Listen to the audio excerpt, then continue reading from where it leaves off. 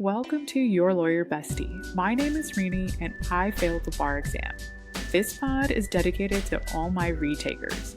I know we all have limited time for bar prep, so my promise to you is that no episode will ever be longer than 20 minutes max.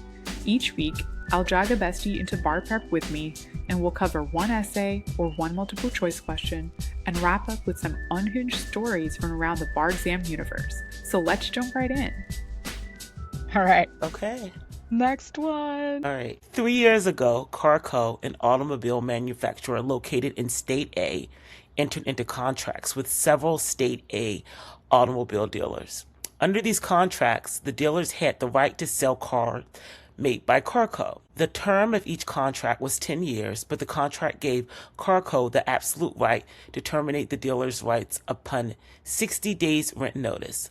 Carco insisted upon the termination provision because badly performing dealerships impact Carco's profitability. Carco has never entered into a dealership agreement without this provision, and during contract negotiations with other potential dealers has consistently refused to omit the provision from dealership agreements. 2 years ago, Carco announced that it planned to terminate agreements with rural dealers in many states and to encourage potential car buyers in rural areas to use Carco's website to purchase cars. Carco estimated that this new business model would result in significant cost savings. Carco relied on the ability to terminate dealers' rights when it invested in expanding its online business. After learning that Carco intended to terminate agreements with rural dealers, the State A legislature passed a statute regulating agreements between automobile dealers and automobile manufacturers. The statute provides, notwithstanding the term of any contract, an automobile manufacturer shall not, without good cause, terminate any contractual rights of a dealer located in a county with a population of less than 1,000. This provision applies to contracts entered into both before and after the effective date of the statute. The legislature had not previously regulated agreements between automobile manufacturers and dealers, and State A's highest court had held that the state common law did not generally limit the enforceability of contract termination provisions. Prior to the enactment of the statute, some members of the state legislature previously expressed anger that automobile manufacturers were terminating agreements with rural dealers and thought that the statute was a good way to get back at them. The statute includes the following legislative finding and statement of legislative purpose. This act addresses the imbalance of bargaining power between automobile manufacturers and dealers. We find that if the parties were able to freely bargain on equal footing, their agreements would contain a provision allowing termination only for good cause. Last month, Carco gave a State A rural dealer timely written notice of termination as provided in the dealership agreement. The dealer sued Carco, citing the statute and asserting that Carco could not terminate its rights as a dealer because Carco lacked good cause to do so. Wow, I'm already lost. It's okay, we're going to get there. Carco asserts that the statute is unconstitutional for 3 reasons. First, applying the statute to the dealership agreement with which the parties entered before the statute was enacted violates the contract clause of the Constitution. Second, the statute violates the Equal Protection Clause because it impermissibly discriminates between automobile dealership agreements and contracts involving other products with similar provisions that allow termination without cause. For the second claim, Carco has offered evidence of the legislature's private statements to prove that the state's actual purpose for the law was to effectuate the state's animus against automobile manufacturers. Third, the statute's good cause requirement for terminating automobile dealership agreements violates Carco's substantial due process rights. So the questions are, 1, does application of State A statute to Carco's rights under the dealership agreement with the dealer violate the contracts clause? Explain. 2, does the State A statute violate the Equal Protections Clause? And 3, does the State A statute violate Carco's substantive due process rights? Wow. Hey, that was a lot. First of all, great job. That was a lot. That was a lot of facts of some guidance for sure. Yeah. So this is how I would attack it. Okay, before I even read the fact pattern, I would look at those 3 questions. I'm not even reading the fact pattern yet. I'm just looking at what are the three questions. So I would like set my like little uh answer sheet or whatever up with question one: does the application of state A statute to Carco's rights under the dealership agreement with the dealer violate the contract's clause? So my first one would be number one: the issue is whether application of state A violates the contract's clause. Here, comma, therefore, comma. I don't know what it's going to be yet, but I'm setting it up. Question two, the same thing. The issue is whether state A statute violates the equal protection clause. Three, the issue is whether state A statute violates Carco's substantive due process rights. So I would already set it up that way. Secondly, before I even go, this is before even looking at the fact pattern. I see that this is a question about contracts clause, equal protection clause, and substantive due process rights. So I'm gonna have to know what those things are and like know what the rules are for those. So I would put like for the rules section. So you have like the IRAC issue, rule, application, conclusion. For the rules section, I would say I would start just jotting down my outline like contracts clause. And then for the one, equal protection clause, and the third one, substantive due process rights, and like just write down those rules for it, because I know it's going to be there. That note's going to at least start with the rule, and then I would go to the facts, like just going through each one at a time. Yeah, Plugging in the facts for each one. No, I love that. A roadmap. Thank you. Yeah, I would. So I'm like, even if for some reason I'm like run out of time, at least I have the issue written down, the rule, and I would just put something for the conclusion. And even if I didn't put any application or anything, maybe I'll get a 2 for that one for that essay instead of a 1 or whatever. Like at least something is down. So I'm like, I say as soon as you start writing something down, and then you go back to the facts and apply it. So that would just be No, I love that. That's seriously gold. Yeah. I love it. I'm gonna start doing that. All right, let me. Yeah.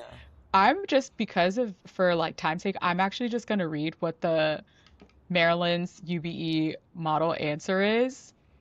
Let me pull it up real quick. All right. So this person's model answer did it like you. They started with the issue for number one.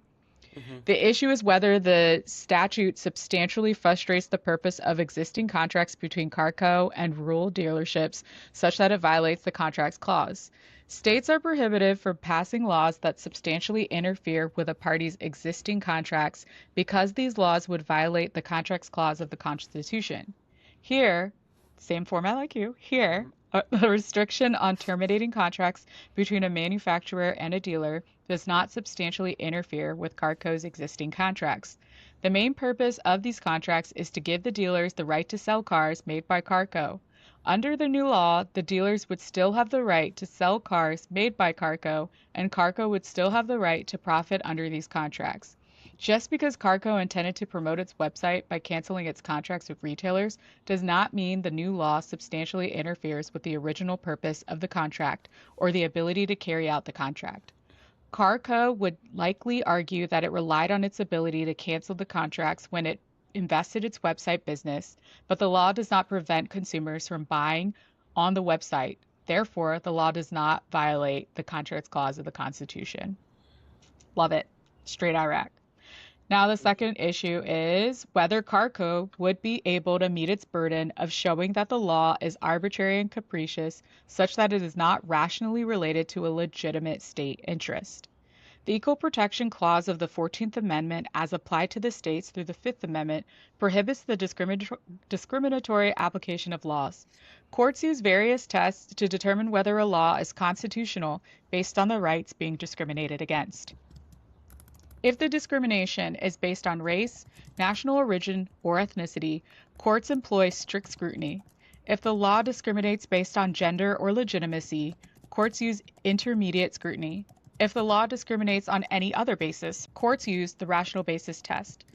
Under the rational basis test, the plaintiff has the burden to show that the law is arbitrary and capricious, such that it is not rationally related to a legitimate purpose. Here, a court would likely have to employ rational basis scrutiny because the discrimination alleged is based on automobile dealerships versus contracts involving other products. This type of discrimination does not trigger a heightened level of scrutiny. Carco may argue that the law is arbitrary and capricious because of the anger legislators may feel towards Carco for terminating their agreements with rural dealers. But the state would argue that the law addresses imbalanced bargaining power between manufacturing and dealers. The state has a legitimate interest in ensuring equal bargaining power between contracting parties, and the restriction on canceling contracts without cause is rationally related to this interest. Therefore, the statute does not violate equal protection clause. What I actually love this one right here, there's actually so many typos, but I love that like this person is still like the Maryland State Bar is like, you know what? No, this is a model answer. And that gives me hope because I'm typing so fast like during the exam.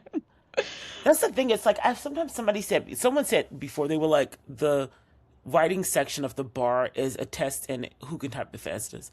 And like, I know that there's more to it than that, but sometimes it kind of feels like it's like you start and that timer goes, all right, go. You got to start typing something. Like, yeah. Like I'm very big on like, don't sit there reading everything, highlighting everything, and then going to the questions. I'm like, you need to know what you are looking for when you start. So you got to put these questions down, the issue or spot what the issues that you're supposed to be looking at are, and then go through and apply it. Because again, you may get to the end and there may be nothing. You may have 30 seconds left. And I'm like, you got to write something. So at least if you already set up your paper and stuff like that. Yeah. It can be helpful. Yeah. All right, and then the last part. The issue is whether the statute violates Carco's substantive due process rights of notice and opportunity to be heard. Substantive due process prohibits a state from arbitrarily... The person like ended their sentence, didn't finish that one, then moved on to a new sentence. There you go. And this person passed. You'll be like, oh, I got to get everything right. No, you don't. You just need to get enough things right to pass this test. A state's infringement on substantive due process is evaluated based on rational basis or strict scrutiny. If state action is infringing upon a fundamental right, the courts use strict scrutiny to determine whether the state is using the least restrictive means to further a compelling state interest. State infringement on any other rights is evaluated based on rational basis, and, as discussed above, the plaintiff has the burden to show that the infringement is arbitrary and capricious. Here, there is no infringement on Carco's fundamental rights, so a court would use rational basis. Here, the Carco would have had the burden to show the good cause requirement is arbitrary and capricious. The good cause requirement protects rural dealerships from unforeseeable cancellations of the contract, so it would be difficult for Carco to show that the infringement is arbitrary and capricious. Therefore, the statute does not violate Carco's substantive rights. Awesome. I love it that I could tell like the person probably like started running out of time as it got towards their last one, but that's real life. That's the bar exam. You just got to write something down. Something. I'm like, even if you don't know any, you have no idea what they're even asking. Even if you just put the issue, if you put the issue and then write contrast clause is, like, let's say you're running out 30 seconds.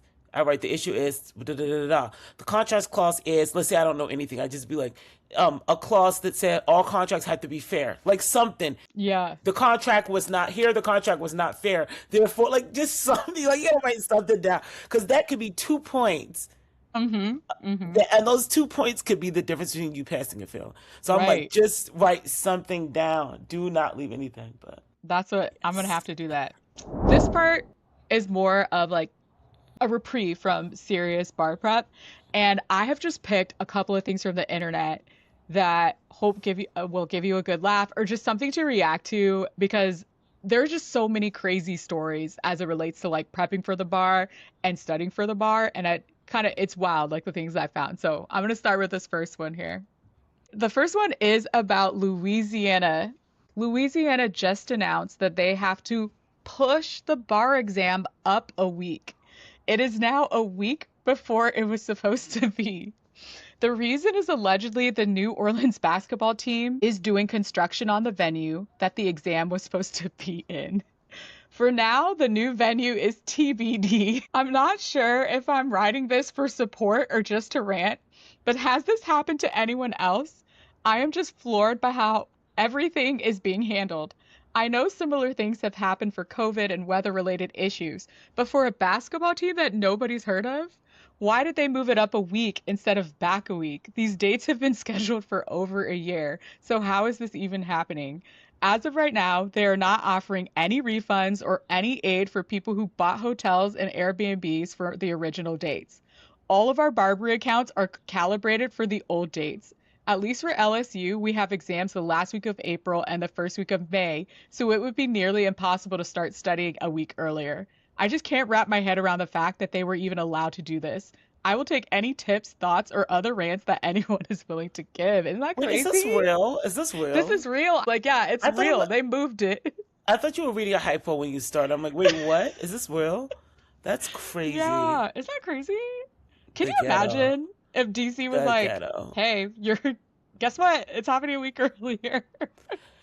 You know, I like to speak to the manager. Yeah. That's crazy. Hope, the Louisiana students should like band together. Like, boycott. What is the baseball? Also, like, a basketball team? Is it? I think it's the Pelicans for that. I don't like nobody sports, pays attention so to. Oh, okay. Like, but even if you did like so sports, guys, nobody pays attention. Yeah, you guys need to fix this. Sorry, Pelicans. I'm trying to get them past the test. Okay, Pelicans. Yeah. But yeah, that's wild. I was like, that's wild. crazy. I don't know what I would do. Thanks so much for listening. If you found this even remotely useful, please share with another fellow bar exam retaker, and don't forget to subscribe to get notified when new episodes drop. See you next week.